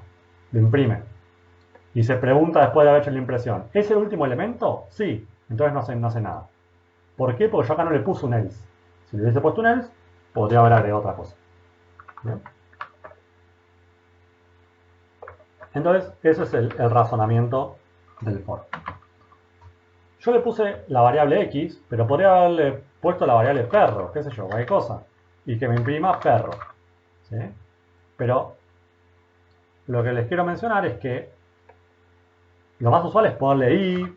¿Sí? I es el nombre como más habitual que se le pone a la variable, i, h, j. ¿Sí? Lo importante acá es, a ver, el nombre que le pongo a la variable, pues también importante sobre qué estoy haciendo la iteración, ¿no? En este caso sobre frutas. Y frutas es esta lista. ¿Bien? Voy a otra lista que es 1, 2, 3, 4, 5, 6. ¿Sí? Y acá hago un for de este ítem i sobre la lista que se llama cuenta. Y le voy a pedir que dentro del for chequee, ¿sí?, que el elemento cumpla con la condición de que sea menor o igual a 4. Si cumple con esta condición, que haga el print. Caso contrario, que no lo haga. ¿Sí? Entonces, acá, ¿qué es lo que yo voy a esperar que imprima? 1, 2, 3, 4. 5 y 6 no, porque no cumple con esta condición. ¿Bien? Entonces imprime 1, 2, 3, 4. ¿Ok? Yo también podría hacer un loop sobre un string. Entonces digo for i in hola. Entonces, ¿qué espero yo que me imprima esto? Que haga el loop sobre cada ítem. HOLA, o sea que imprima HOLA. Imprime H, imprime O, imprime L, imprime A. ¿Sí? ¿Y por qué se llaman estructuras definidas? Porque yo desde el momento 0 defino la cantidad de iteraciones que va a hacer. Porque viene definido por la lista, básicamente. O por la secuencia sobre la cual estoy iterando. ¿Sí? Bueno, yo podría también iterar sobre un diccionario. ¿Sí? Esto después ustedes lo ven, acá está escrito. Digamos, está comentado el código como para que se entienda. Y se utiliza mucho también en todos lo que son los procesos iterativos, las funciones range y len. ¿Sí? La función range es un rango, ¿sí?, y genera, si quieren, valores sucesivos. Supongamos que yo utilizo la función, a ver, si yo me paro sobre range, bueno, quería que me apareciera el help, pero bueno, range 5, ¿qué va a generar? Una secuencia que va a arrancar en 0 y va a terminar en 5. ¿Sí? De hecho, voy a poner help, o para mostrarles uso el help de la función range, F9, y acá aparece toda la descripción. Esperen que estoy... Acá, data descriptor defined here. Start, step y stop. O sea que la función range depende de 3 tipos de elementos. En qué elemento arranca, en cuál termina y en cuál arranca, cuál es el step, ¿sí?, o sea, el tamaño del paso, y el stop, ¿sí?, cuando termina. ¿Bien? Esto voy a ir borrando así, más sencillo para trabajarlo después. Entonces, eso es el range. De hecho, lo explica acá, ¿no? Se escribe de la siguiente manera: range, comienzo, final, pasos. ¿Sí? ¿Qué es un range 0,5? Bueno, si no tenemos idea, de hecho la tenemos, pero si no tenemos idea cómo es esto, y yo quiero saber cuáles son todos los elementos, voy a poner for i in range 5, dos puntos, print i. Entonces me voy a imprimir cada elemento del rango 5. ¿Y qué me escribe? 0, 1, 2, 3, 4. Son 5 elementos. Recuerden que Python arranca en 0. ¿Sí? Termina en el quinto elemento. ¿Sí? Pero digamos que el rango es abierto. ¿Sí? Ahora lo vamos a ver. Range 50 va a ir de 0 a 49. ¿Sí? O sea, va de 0 a 50, pero con el final es un rango que es abierto.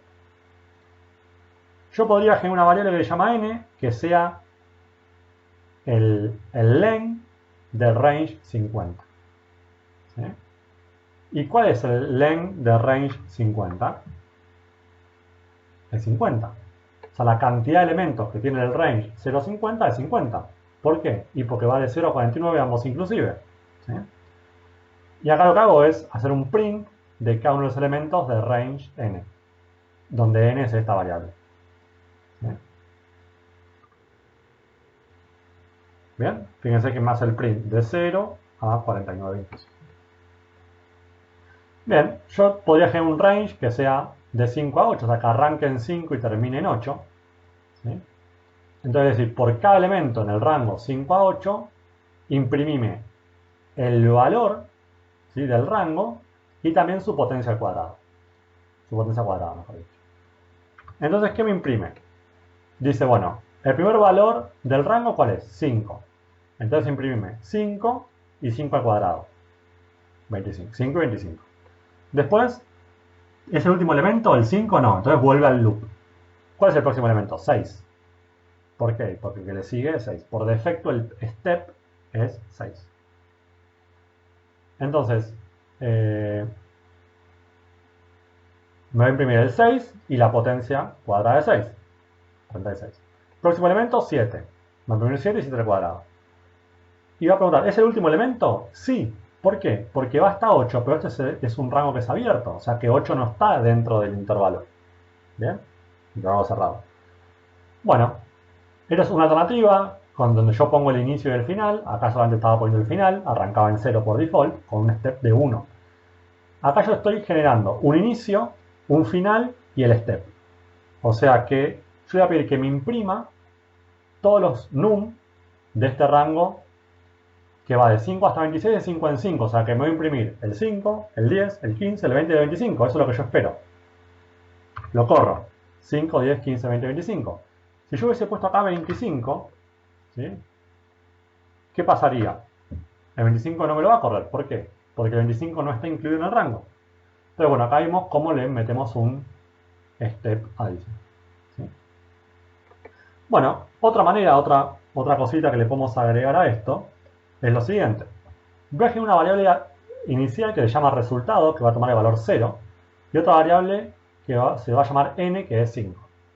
Entonces, yo voy a hacer un loop, ¿sí?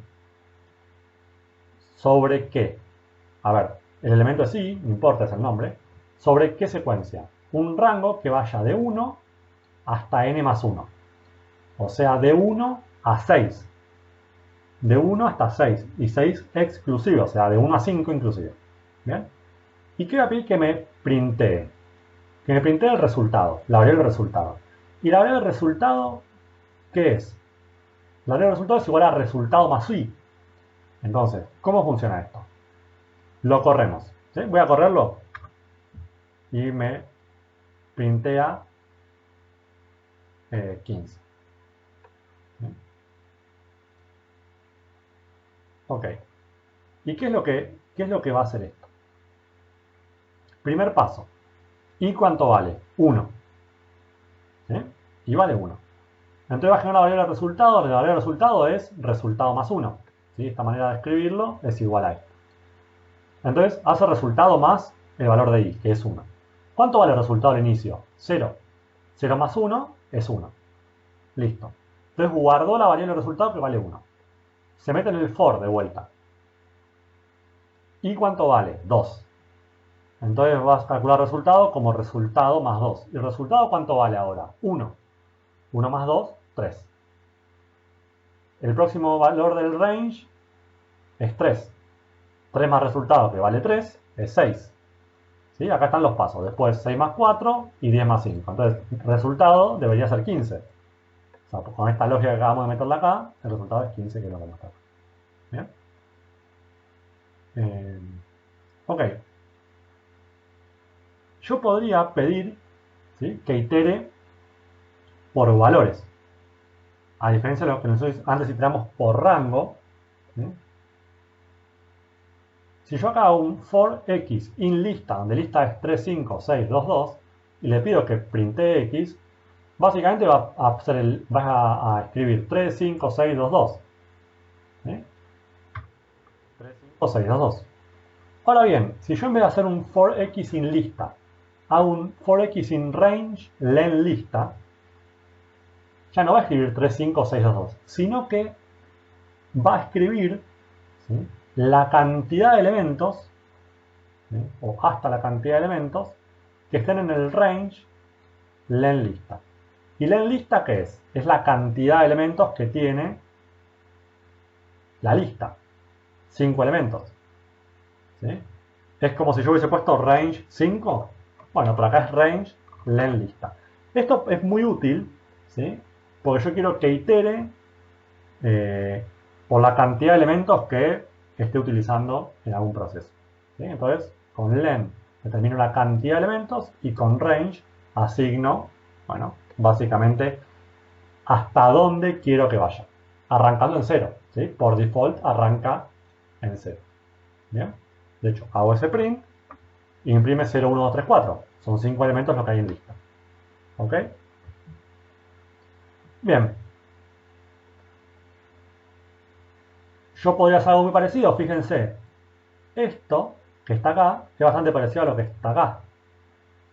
De hecho, la primera línea es que itere por cada elemento dentro de range len lista. Pero cuando le pido el print, no le pido que me printe X. Que le estoy pidiendo que me printe cada elemento de la lista. El elemento 0, el elemento 1, el elemento 2, el elemento 3 y el elemento 4. El elemento 0 es 3, el elemento 0 es 3, el elemento 1 es 5, y así sucesivamente. ¿Sí? Fíjense, corro esto y ¿qué aparece? 3, 5, 6, 2, 2. O sea, que esto es lo mismo que esto, escrito de forma distinta.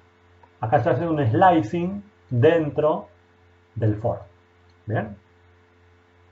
Acá es lo mismo que acá, en este caso sencillo, pero a veces que necesito alguna cuestión distinta. Cuando nosotros planteamos acá la estructura del for, planteamos como for in items statements else statements. Entonces, vamos a aplicarlo. Bueno, yo le voy a decir que me imprime el valor de x, de cada x del rango 6, ¿sí? 0, 1, 2, 3, 4, 5, y una vez que termine me ponga finalmente terminó. ¿Sí? O sea, una vez que sale del loop, que haga algo, en este caso que me avise, che, terminó. ¿Bien? Bueno, acá también a cada valor que quiero calcular le sumo, lo multiplico por 2, o sea, le sumo el anterior y lo multiplico por 2. Fíjense esta lógica. Asigno una variable que se llama valor que quiero calcular, que es igual a 0, y una variable que se llama iterador en el rango range len lista. Len lista, ¿qué es? La cantidad de elementos que tiene la lista. ¿Cuántos elementos tiene? 5. Y range de 5 va a ir 0, 1, 2, 3, 4. ¿Sí? Lo tengo que ir de 0 a 4. Entonces, ¿y qué va a hacer esto? Para cada loop va a calcular. El valor que quiero calcular va a ser igual al anterior más el valor del iterador por 2.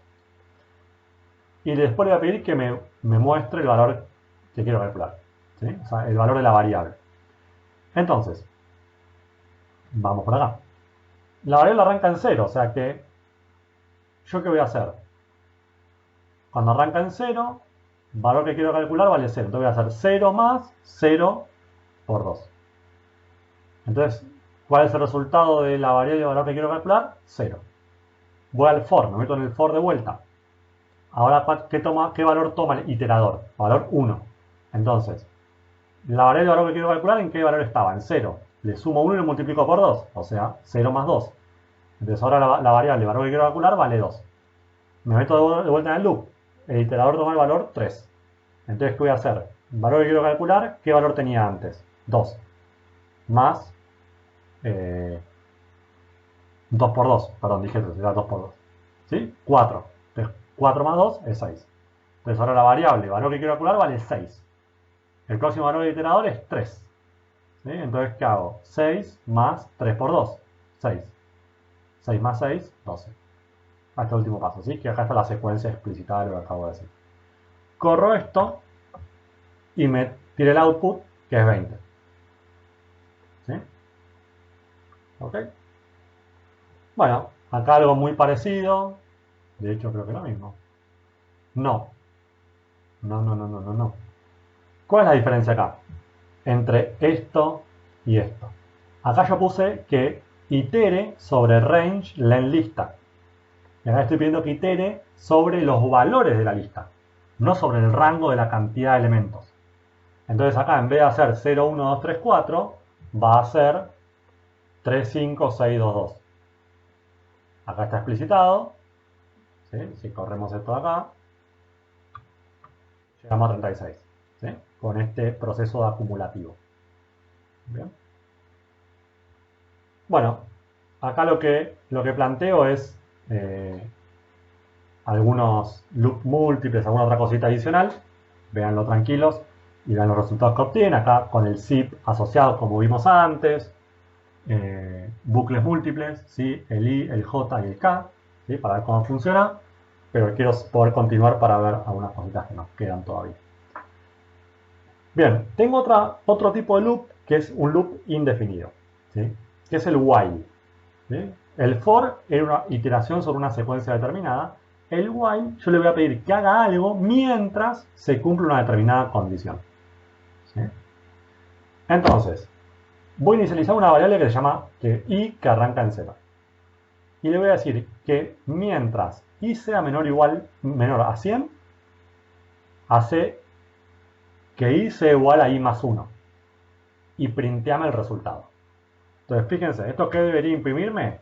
La secuencia de 0, ¿sí? De 1 hasta 100. ¿Por qué? Porque la variable arrancó en 0, pero en el primer loop, ¿qué tengo? 0 a la variable i le asigno el valor 1, ¿sí? O sea, es i igual i más 1, ¿no? Esto lo comento acá. I es igual a i más 1. O sea, cuando la variable toma el valor 0, i vale 1. Y en este último caso, ¿cuál es el último caso de i? Cuando i vale 99. Y entonces es 99 más 1, que es 100. Por eso el while llega hasta el 100. ¿Sí? Es importante que como esto no tiene una secuencia definida, ¿sí? Sino que voy hasta mientras se cumple una condición, yo puedo cometer un error que es justamente entrar en un loop indefinido o infinito. ¿Sí? Supónganse que yo digo, bueno, la variable i vale 1 y hace este loop mientras i sea mayor a 0. O sea, si yo arranco con i igual a 1 y que la variable se incremente de 1 en 1. Entonces, si yo corro esto, ¿sí? Fíjense que acá tengo un stop, ¿sí? No para nunca, no para nunca, no para nunca. Voy a pararlo porque está, nunca se cumple una condición que cierre este while. ¿Sí? Y fíjense, la variable i llegó a valer 58.124.640. ¿Sí? ¿Por qué? Y porque nunca o sea, siempre se cumplía la condición de que i sea mayor a 0. Entonces nunca terminaba. ¿Sí? Bueno, yo dentro de un loop, tanto un while como un for, puedo utilizar algunos otros statements que me permitan controlar manualmente la ejecución. Uno es el break, que detiene la ejecución y sale afuera del for o del while. Y tengo un continuo que detiene la ejecución de la iteración actual y sigue a la próxima. ¿Sí? O sea, con el break corto el proceso, con el continue corto ese puntual y sigo. Pero supónganse, eh, tengo una variable que inicializo en 1, digo, mientras i sea menor a 0, hace un print de i. ¿Sí? Pero si la variable i toma el valor 3, salí del loop. ¿Sí? Entonces, lo corremos y ¿qué hace? 1, 2, 3. ¿Por qué? Y porque asignó el valor a la variable 1, imprimió 1, testeó la condición. Es falso, entonces hace un break. Perdón, testeó la condición. Es falso, entonces no hace el break. Y sigue acá, dice i es igual a i más 1, o sea que i ahora vale 1 más 1, vale 2. I vale 2. 2 a menor que 6, sí, entonces hace el print. Y testea, 2 es igual a 3, no, es falso, entonces no vale break, va acá. Hace 2 más 1, vale 3. 3 es menor que 6, sí, hace el print. ¿Sí? Imprime 3 y después testea. 3 es igual a 3, sí, entonces hace el break. ¿Por qué imprime el 3? Porque el print está antes del if. Si el print estuviese después,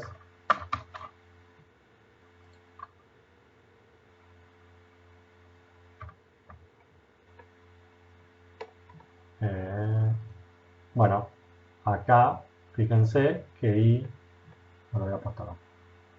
Bueno, lo puse acá, ¿no? La misma que vimos antes, ¿sí? Con un continuo en vez de con un break. ¿Sí? Pero básicamente, que depende de dónde esté el print y dónde esté el otro, me va a hacer una cosa u otra. ¿Sí?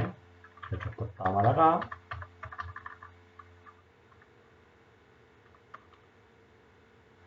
A ver si esto me corre. no me corre, tengo un problemita en el código.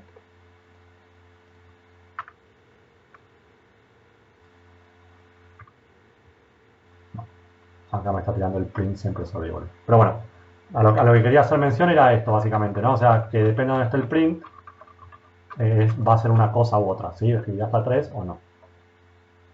Bueno, lo mismo sobre fruits, pero con el break o con un continue, ¿sí? Acá, si yo le pongo fruits igual apple, banana, cherry y que itere sobre cada uno y que si es banana, no me lo imprima, pero siga con el for. Entonces, acá, ¿qué me voy a imprimir? Me voy a imprimir apple y cherry, ¿sí? A diferencia de este, donde yo en vez de poner un continuo le puse un break. O sea que si ves que hice banana, corta el proceso y me imprime apple nada más. ¿Bien? Eso como para que tengan en consideración. Bien, esto es while, ¿ok? Como otra estructura de control sobre un proceso. Vamos a las funciones.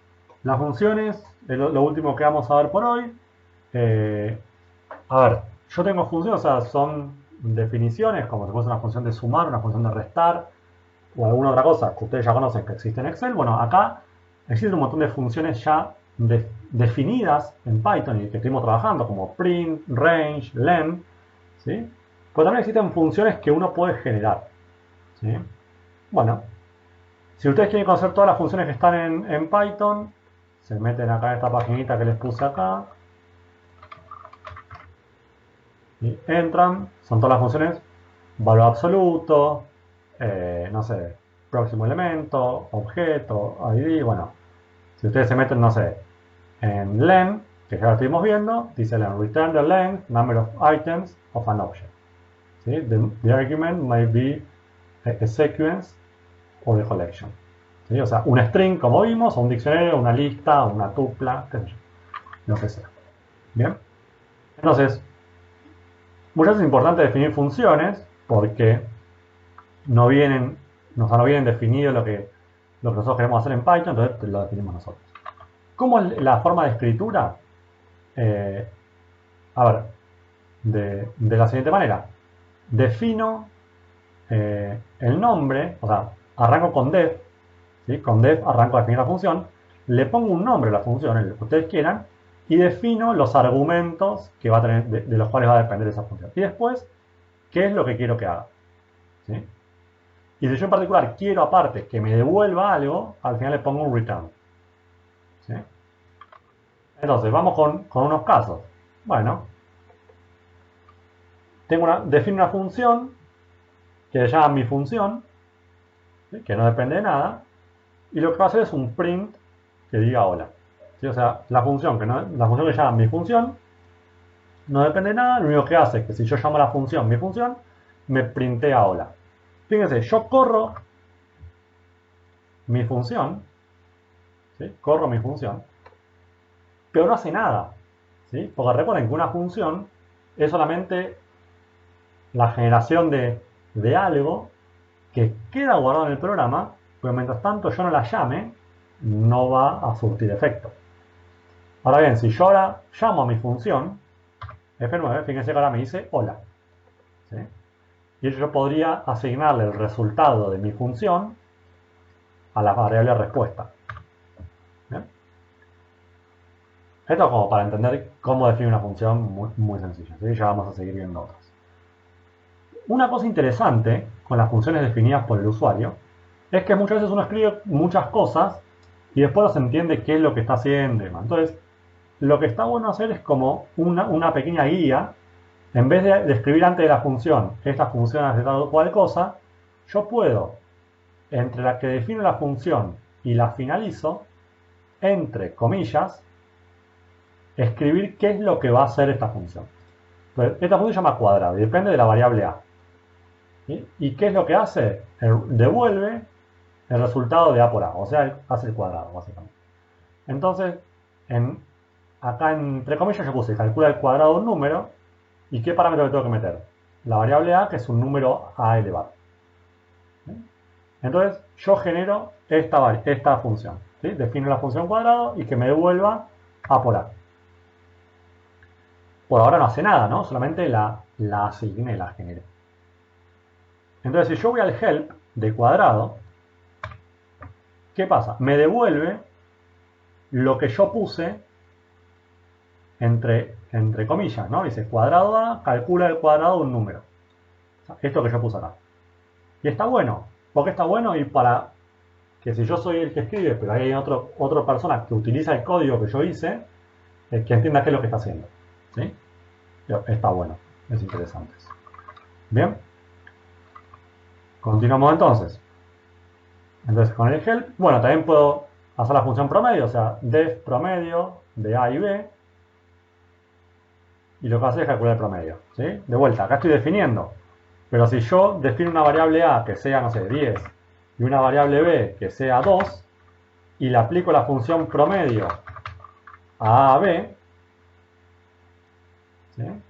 ¿Qué debo ver como resultado? 6. ¿Bien?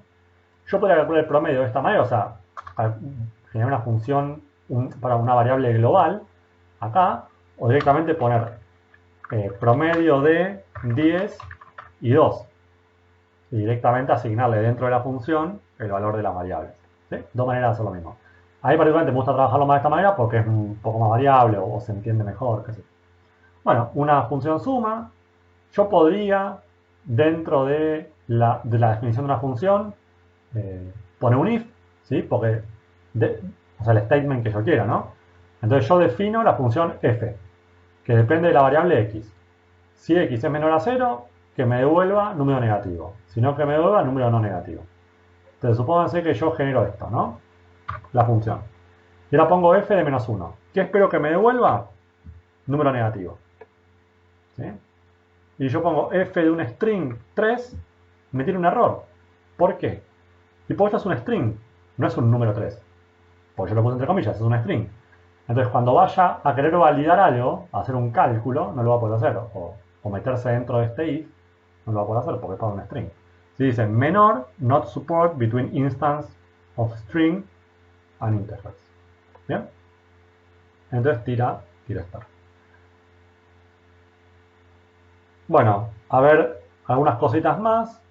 Yo podría generar una función que se llame calcular números que dependa de x, de y y de una condición. ¿Sí? Es el tercer elemento, es una condición. Entonces, si la variable cálculo dice suma, devolveme x más y. Si la variable cálculo dice resta, haceme x menos y.